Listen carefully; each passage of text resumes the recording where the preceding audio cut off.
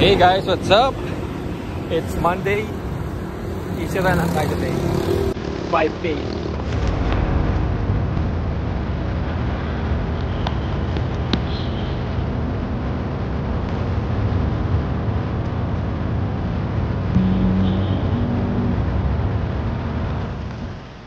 Hey guys, it's Monday.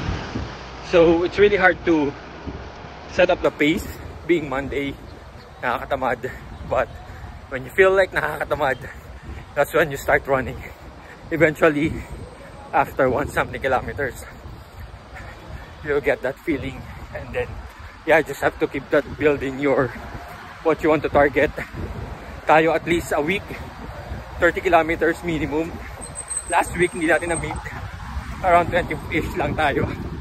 So, bawi tayo this week, alright? Let's go! 1K. 3 kilometers, 4K,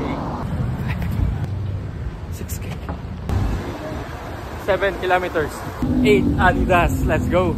Sabi ko 5K lang. The next thing I know, madilim na. It's already 10K. Tuloy na natin hanggang tayo makabalik sa parking. Let's go. 14. Alright guys, we're done. Sabi 5K lang, pero bakit inabot ng 15K? Scam! Alright guys, on to the next one. Bye!